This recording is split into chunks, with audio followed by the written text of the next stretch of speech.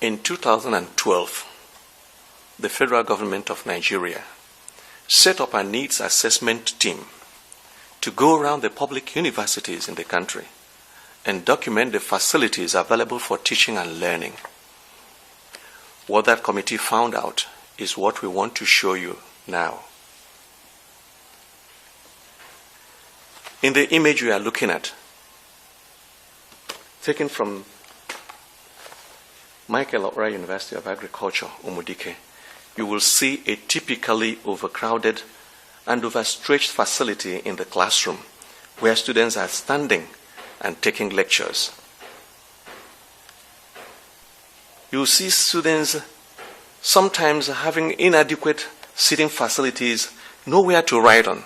Some write on their laps, and some standing by the side of the window and watching the lecturer as if watching a film. Look at this image, which the assessment team captured at Michael Okpara University of Agriculture, Umudike. The people you are looking at on this screen are not watching football, though they are in the stadium, but they are taking lectures. This is the kind of facilities available in many universities, where students in the university are taking lectures in a stadium instead of a lecture theater or a classroom.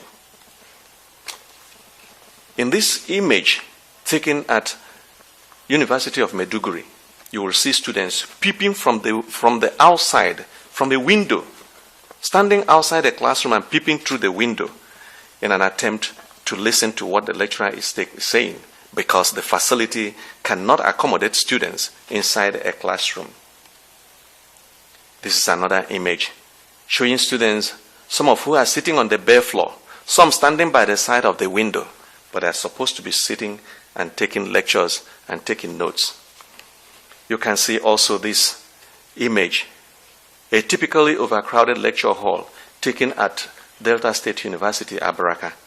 You can see some of the people are standing, some are sitting, and some are outside trying to take lectures.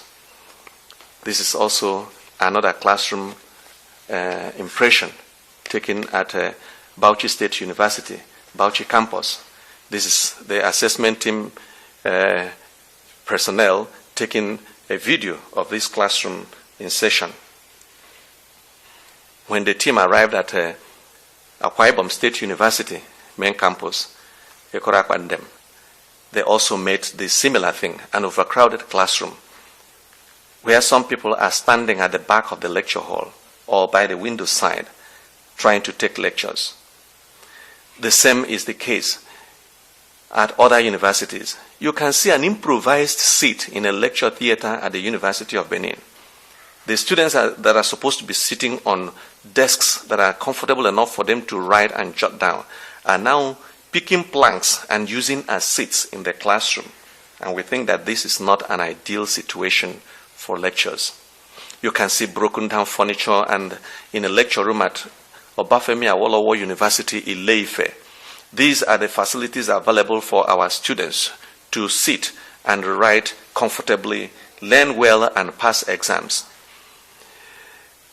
This is an interesting experience that the assessment team captured at Federal University of Technology, Owerri, where a classroom has been divided into two by a dwarf wall.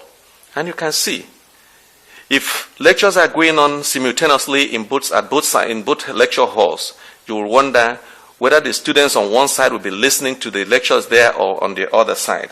And we are thinking that this is not an ideal situation for the Nigerian universities. In this classroom at Niger Delta University, Wilberforce, Ireland, you can see empty chairs and broken down desks in a classroom where our children are supposed to sit comfortably and take lectures. Look at also this dilapidated classroom at Imo State University, Owerri. Look at the louvers. Look at the ceiling. Everywhere is dilapidated with wires hanging down from the roof. And this is the facility available for our children to study and compete with other developed nations of the world. At Nnamdi Azikiwe University, Awka, the situation is not different. It is the same story of overcrowded classrooms. Now, the overcrowding is not only limited to lecture theaters for students to study. The same situation is found also in lecturers' offices. Look at this typical lecturer's office at Michael Okpara University of Agriculture, Umudike. It looks like the staff room of a secondary school, where you see lecturers sitting down 6 or more in one lecture, in one classroom. And we think that this is not ideal for people to sit in a university and do an effective work. Now let's look at other facilities, the laboratories and the workshops, what we have in the universities. What you are seeing is the typical laboratory in the Nigerian university. This one is the chemistry lab of University of Maiduguri. You can see students are using bucket to look for where to fetch water. This is not what it should be in a university. On the other side of this, what you are looking at, you can see very old equipment, apparently non-functional, and you wonder the type of science and chemistry that is done here, whether it can develop this country. Look at another overcrowded lab, the Animal and Environmental Biology Practical Lab at the University of Benin. You can see that part of the desks are peeled off. Some of the students are standing by the side of the laboratory and doing their own thing. Look at this chemistry lab of the University of Uyo. This is where students are using kerosene stoves to improvise Bunsen burners. This should shock anybody that has gone to the university and has passed through the university. This is not a science that is done anywhere in the world. Students using kerosene stove in place of Bunsen burners in the 21st century. And this is the kind of facilities that people are itching that their students should go back to. Look at the floor of this laboratory. These are the facilities available in the universities. The assessment team also visited other universities. This one is the main teaching laboratory of chemistry department at ABU. Look at the laboratory. There is no reagent on the shelf. There is no chemical on the shelf. There is no facility that can be used for chemistry practicals on the table. But these students are taking their practical lectures. You may begin to wonder whether they are doing alternative to practicals. This is a 300 level biology and biochemistry class at University of Benin. Yes, the government team made this class in session. And you can see that there is no reagent on the desk, no chemical, no equipment. Where the students should have been plugging their equipment, they are now plugging their phones and having a fun. This is how our students study in the universities. The physics laboratory at Yobe State University was equally visited by this team. And what we are seeing is an empty laboratory, no reagent, no equipment. This is the physics laboratory where our students are trained. This is where we want ASUU to call off the strike and allow our children to return. Apparently, our people are no longer interested in their children getting knowledge. They want the certificate. Look at this interesting engineering workshop at the University of Maiduguri. Obviously, no roadside mechanic is as bad as this. This is the engineering workshop of a university, and it can tell you everything you want to know about the facilities available for teaching engineering in our Nigerian universities. The images you are looking at were taken from Obafemi Awolowo University, Ile-Ife. and Lagos State University. These are first-generation universities. You can see all these obsolete equipment littered around the universities. Certainly, these are no longer functioning and cannot be used to do any meaningful work in the university. But these are the facilities that our students are using to learn. The image you are seeing is the architecture studio at Ahmad Bello University, Zaria. Look at the drawing table where your children are designing the structures that will sustain the economy of this nation. Yes. Any structure designed on this desk will certainly collapse like the table has collapsed. Do not wonder what else you want to hear from ASUU. This is the mechanical engineering workshop automobile at Federal University of Owerri. Look at the agriculture workshop at ATBU Bauchi. This type of bacha should be a disgrace to the Nigerian universities. But this is what the universities have to offer to teach the leaders of tomorrow in Nigeria. The Central Laboratory, University of Ilorin, is what you are seeing. The Central Laboratory should be like the center of excellence in any university. This is the Central Workshop, College of Engineering at Federal University of Agriculture, Abeokuta. You can see that part of the roof is off. And we begin to wonder if this is the standard we operate in our universities, then you can imagine what the productivity will be. Other resources for learning in the universities are not left out. The image you are now seeing is the Kashim Ibrahim Library of Ahmad Bello University, Zaria. You can see the library shelves are empty. There are no books on them. This was what the government team saw when they visited ABU, Zaria. At Ignatius Ajuru University of Education, Rumo Lumeni, the situation is the same. Library without books.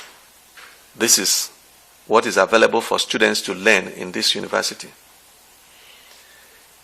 A similar situation is shown in the hostel facilities available for the children.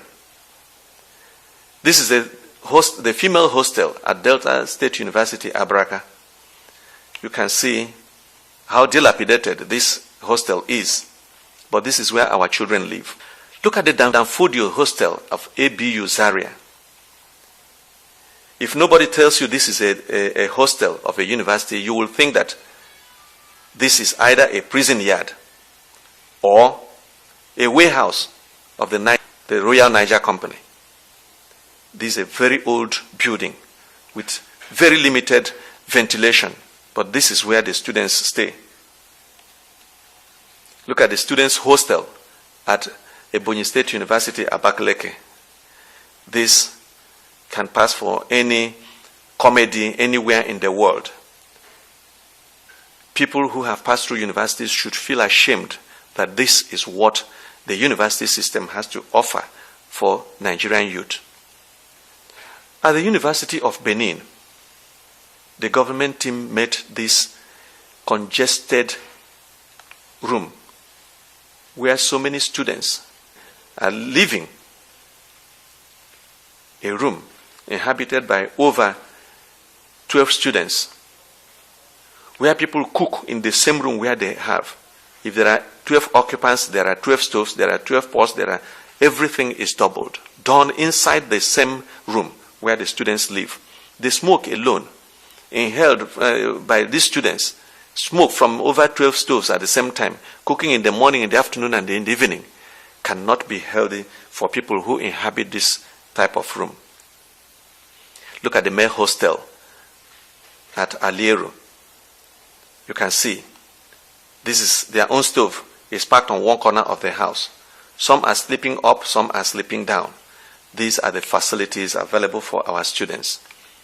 You know, they no longer call them rooms again. They call them bed space. So some can hang in the air, it doesn't matter. This also, Kano State University of Science and Technology, you would deal. Look at the room. The ceilings are all off. The wires are hanging down from the roof. And you can see this is an ideal student hostel in a Nigerian university. What you are seeing is the inside of a female hostel at Michael Obra University of Agriculture, Umudike. In this room, there are over 16 students. Of course, they sleep in turns. Some sleep, after some time, they wake the others, and then others will go and sleep. This is how our students live, and this is how they sleep, and this is how they get refreshed to take lectures. This is another female hostel at AAU, Akungba, Akoko in the Ondo State. The same overcrowded rooms. Here at Ado Bayero Hostel in Maiduguri, University of Maiduguri, the laundry room has been turned into a student hostel, and you can see students are happy living here with their kerosene stove on one side, their boxes on another side, and their sleeping mat just on the ground. Male Hostel, Malabo Republic, University of Calabar. You can see the male students enjoying themselves on the floor. That is what the university have to offer them. And when students are trained under this type of condition, you begin to wonder if they assume the mantle of leadership of this country tomorrow, whether they can think of good accommodation for any human being. This is the danger in allowing this type of situation to continue. Now, look at the toilet at female hostel at Malabo Republic, University of Calabar. Look at the toilet facilities. These are the conveniences available for your children. This is also the postgraduate hostel facility you have at Udu, Sokoto, Usman Dan Fodio University. Look at the toilet facilities. These are the conveniences. Postgraduate hall. This is what we have to offer the students. Look at this one. The toilet at IMSU, Owerri, Imo State University. Look at the facilities that are available for your children. Look at the students' toilet at University of Jos. This is a typical thing you find in those days when you had a face me, I face you type of apartment. Now you can see other facilities available. Students queuing for water in hostels. This one is at Federal University of Technology, Owerri. You can see how the students struggle for water to take their bath before they can get for lectures. The situation is the same at Ayemba, Kogi State University, where students also struggle to get water in order to meet their domestic needs. This one is instructive. This is at Ambrose Ali University, Ekoma, where the students depend on well. And interestingly, this well has taken the life of two students, Angelinta Oka, a 400 level business administration student, and Miss Abigail Iyauhe, a 100 level economics student of this university. This is where our students depend on to get water. Some lose their lives in the process, and this is not what the parents bargained. Look at this medical center at the University of Jos. This is a typical medical center you find in the Nigerian universities. Just looking at this, you can be sure that a sick person taken to this place may even die before he sees a physician. Look at the medical center at IMSU, Owerri. Part of the roof is off. The building itself is dilapidated. And you can imagine what type of medical services this can be offered from this medical center and in the universities. Now, when we clamor for and abuse ASUU members for asking for proper funding for universities, ASUU is not asking for money to be given to them, but for the government to properly fund their universities. And if they are not properly funded, there will be no facilities for the students, there will be no facilities to teach them, there will be no facilities to accommodate them, there will be no facilities for their practicals, there will be no facilities for their training. These are the issues, and it is important that we understand them. If we want Nigerian youths to be properly trained in our universities, then it is imperative that there must be proper funding for these universities to maintain facilities so that people can be properly trained, and when they graduate, they can get jobs. What is being said today may not be appreciated today, but in time to come, people will realize that ASUU was not being selfish.